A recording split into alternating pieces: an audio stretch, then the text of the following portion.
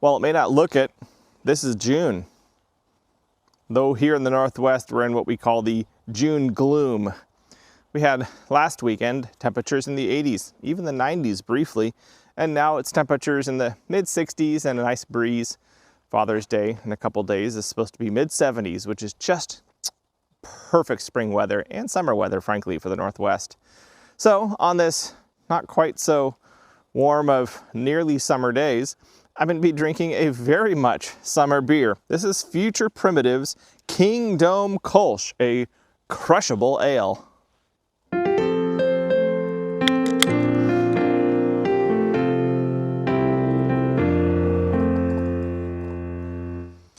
Well, it's certainly a pale ale, color-wise, not style-wise necessarily. Kingdom, that is the Tacoma sports arena. It's not really used for any sports anymore, concerts and the like. You see it on the curve as we're headed northbound on 5 through Tacoma, heading up towards wherever we're heading.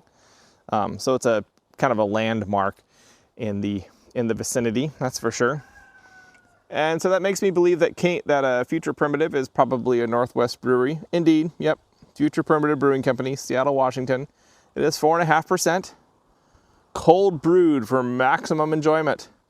So Kolsch's are, I believe I've talked about this before, one of those doesn't fit neatly in any given category, or maybe category straddling beers in which they can't quite be strictly defined by the general broad definitions of ale versus lager. But in general, the Kolsch has been designed from its inception in history as a very, very drinkable beer. It is often poured in Cologne, in its native Cologne, in very small glasses, or quite small glasses relative to even what a traditional beer pour in Germany would be. And the wait staff just keep bringing you more glasses every time yours is empty. And the way you tell them that you're finally done is you put your coaster on top of your glass to say, no more. And generally, because it is very crushable, because it is a low ABV beer, you can actually get quite drunk on it. It will sneak up on you unawares. So very light, very crushable, obviously very light in color. I think this might actually be a wee bit dark, or to the dark side of the Kolsch's I've experienced. Aroma-wise, smells very much like a slightly more malty Pilsner. There's not that snap that you would expect with a Pilsner, but there is that kind of light, almost sweetly bready malt aroma.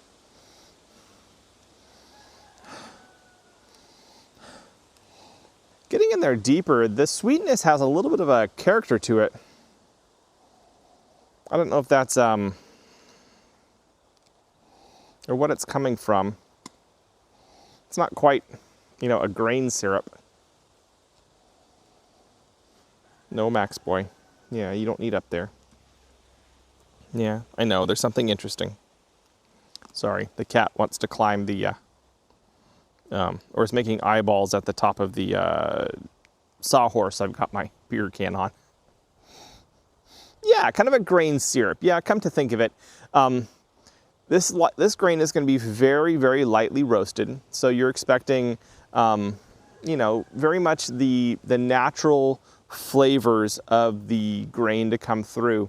And I believe I've mentioned this before, Lundberg brand rice syrup was some healthy syrup that my mother purchased at various times in my youth. And it was a okay syrup. It had a unique flavor. And this has that similar kind of grainy, cereal grain sweetness. Hey. Oh. And now Suki is petting Max. Nice. Anyways, yeah, so kind of a grainy sweetness. Yeah. Let's see how it tastes.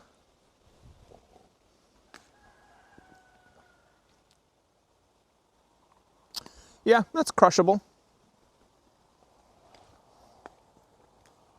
It's not simple. There's a herbal character to it that's quite pronounced. The hops are dry, earthy, kind of bitey, almost like dry leaves.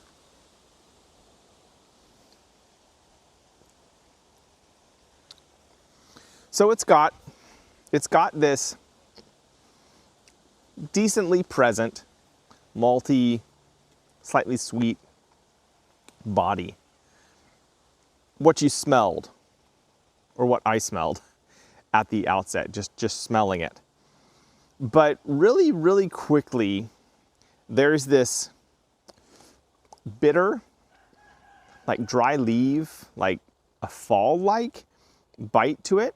That's from whatever hops are being used in here.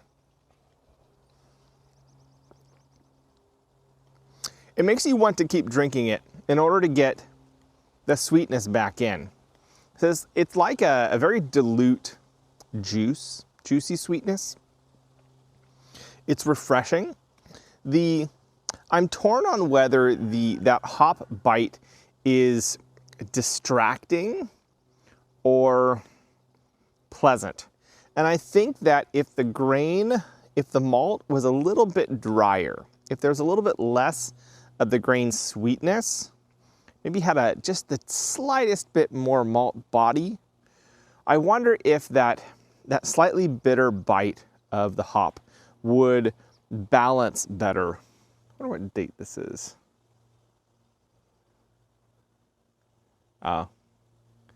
And frankly, this is a relatively old can. So being that this is a mildly hopped beer, the age doesn't matter quite so much. You're not gonna want to, you're not gonna be trying to drink this in the first 6 to 8 weeks like you would with a good hop. But this was canned in November of 2024, mid-November. So it's 6 months old, 8 months old. And that's probably a bit past its prime. And so I really can't give it a fair judgment. The flavors are interesting. It is, I mean, all the flavors are flavors, right? All the flavors are flavors. They're all flavors.